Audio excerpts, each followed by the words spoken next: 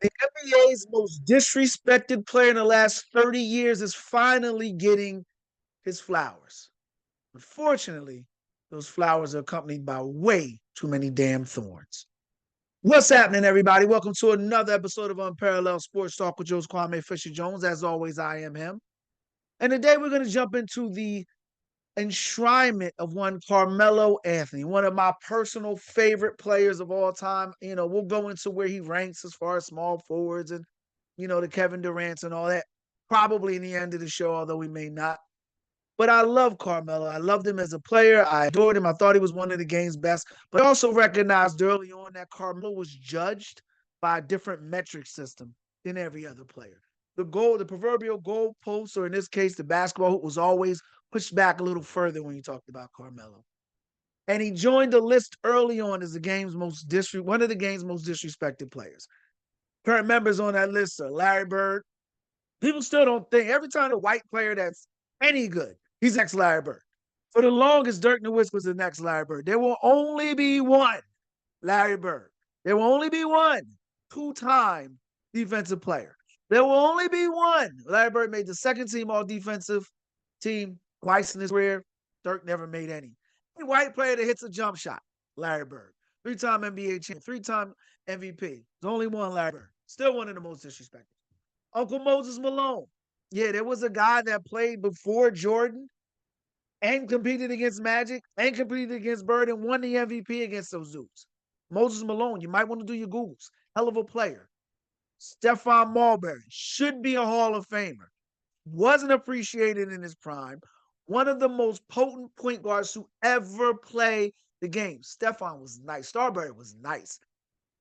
A little different off the court in that, detailed his career. Isaiah Thomas also on that list. And now Carmen. The great Isaiah Thomas. The guy to beat Magic, Michael, Bird, Green, that Isaiah Thomas. Did it without one legitimate all-star on his team. And I know Joe Dumars was a good player, but he wasn't that nice. And now Carmelo Anthony joins that list. And it's frustrating, but it's also a testament to a guy who people spend eons talking about what he wasn't, that are now looking at him and giving him, I almost forgot another guy that's on that list.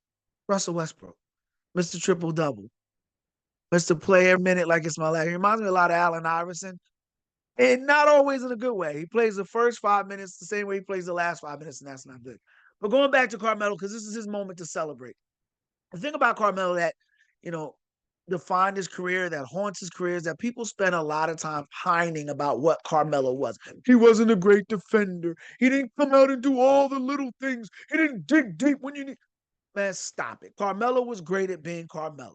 No one looks at a Ferrari and goes, oh, it doesn't have enough trunk space. No one hops in a Tesla and says, oh, it needs to get some gas. You accept it for what it is.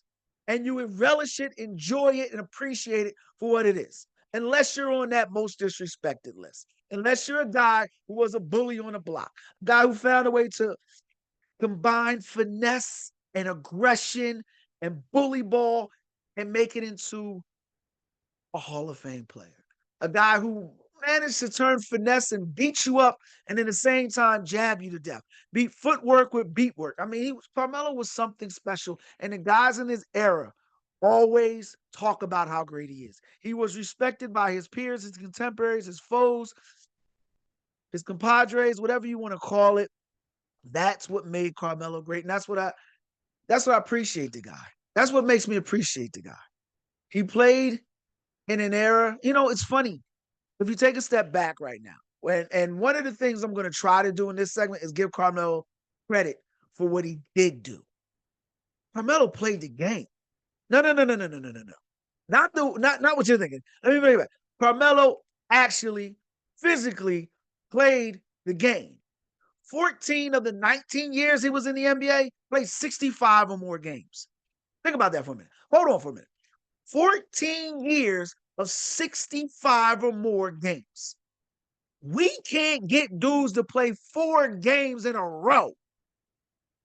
And yet this guy managed to come every night, almost every night, and give it to you. I think he had 10 seasons of 70 or more games, but he was out of shape, right? He was out of shape. He was fat. He was pudgy, right? Yet he managed to come out. And not only did he give you those games, not only did he give you 65-point games, he gave you 14 years of 20 or more points a game. So let me get this right. The guy that didn't dig deep and get the defensive stop, the guy that was getting into shape, somehow managed to give you 20 points a game, sometime managed to combine footwork and finesse with bully ball and beating you up, managed to play 14 years, 65 more games.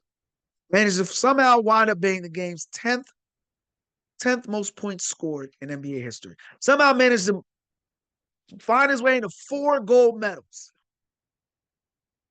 conference finals appearance. But yet the argument versus Melo is always what he's not. And that's what drives me crazy. That's what bugs the stew out of me. In life, we got to stop pining and complaining about what we're not. You know what I mean? The fact of the matter is you are what you are in this world and you make the best out of it. And he got the most out of what he was. We got to we spend way too much time wanting things that aren't attainable to us. I'm 5'9". I ain't gonna dunk a basketball. I could walk around all day mad about what I can't dunk a basketball. I could get my handles up. That's what Carmelo did.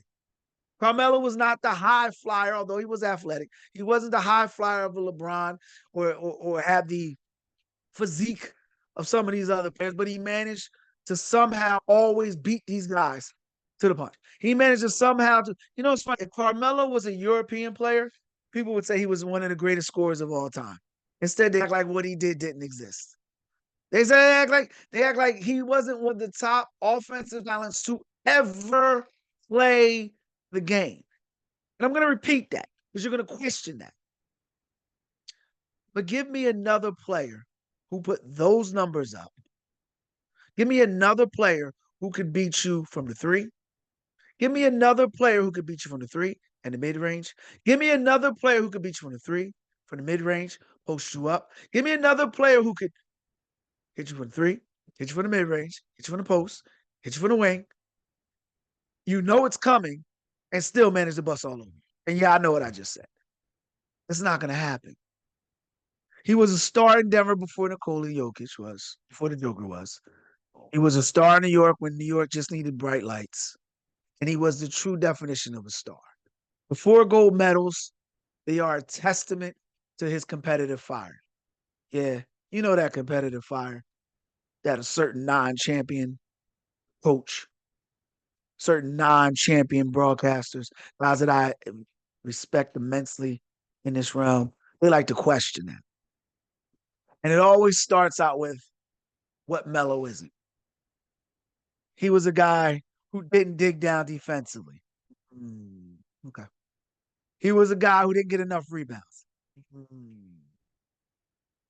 Well, let's talk about what is a champion. Yeah, Carmelo Anthony's a champion. Syracuse. Syracuse's only national title.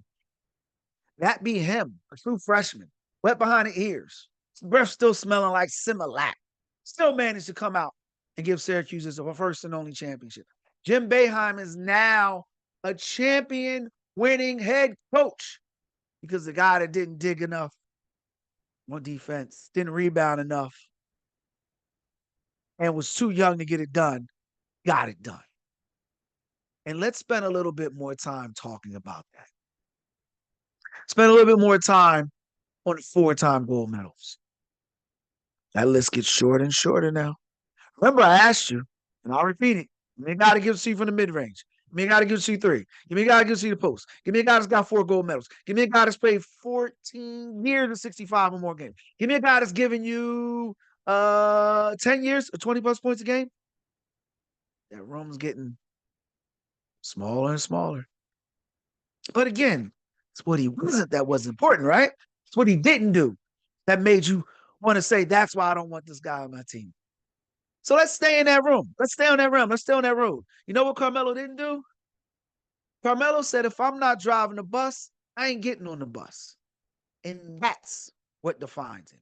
Not the fact that he didn't play defense. It was the fact that he wouldn't go out and say, I'm going to join a super team. You know the Charles Barkley quote. So I'm going to repeat that again. He said, if I ain't driving the bus, I ain't getting on the bus. And that's the only thing he isn't that we should focus on. That's the only thing he isn't that we should pay attention to. He wasn't a guy that did it your way. He wasn't a guy that did it his way. Or excuse me, their way. He did it his way. And that's why he's one of the greatest of all time. That's why he's a first ballot Hall of Famer. And that's why he's in the room of the Basketball Hall of Fame. He's in a room with Jordan. He's in a room with Russell. He's in the room with Dr. J. He's in the room with so many other greats, Wilt, Bird, Magic, Kareem. He's in that room. You know, that's the room you got to have. What's that classification that Shaq's always talking about? He's in the room with Kobe. He's in the room with Shaq. He's in the room with AI. He's in that room. And there's something to be said. Better yet, it's something to congratulate a man who said, good or bad, better or worse, I'm going to carry this load. Who said, I don't care how heavy it is, I'm going to do it the best way I can. And in today's society, that should be celebrated. Instead, we refer to it as toxic masculinity. I'm not going to go down that road, though. I'm going to stay where we are. We're going to celebrate this great hooper. But I can't help but think about how his career would be viewed if he decided to, you know, jump on a super team. If he decided to say, I'm going to be the guy that comes off the bench on a championship team. If he went the Bob McAdoo route, you know Bob McAdoo, right? Guy that can't get a head coaching job in the NBA. Well, what if he decided to be a contributing member to a championship team? A guy that can't guy that decided I was great at my time, but I'm gonna sit back and let these other guys do their thing and just come off the bench. You know, like Alonzo Mourning. Oh yeah, you know the same Alonzo Mourning that right now works in the Heat's front office, and again, it's probably more than just a spokesperson. Probably right now just a spokesperson with the Heat. So in the end, the reward for changing who you were or what you are to become something else didn't benefit them. So Melo chose to do it his way. And to make that point clearer for you, sometimes coming off the bench isn't worth it. Sometimes taking a back seat isn't worth it. Sometimes being a passenger on the bus just gets you a t-shirt and a hat and not the respect you're looking for. So, yeah, no, he didn't join a super team or jump around social media and tell everybody how great he was. But he was just the game's truest, purest talent. And for that, I appreciate you, Melo, and congratulations. That's it for this episode of Unparalleled Sports Talk. If you enjoyed the podcast, make sure you like, share, subscribe, comment, whatever your podcast platform allows you to do. And as always, I appreciate you. Until next time, you be easy.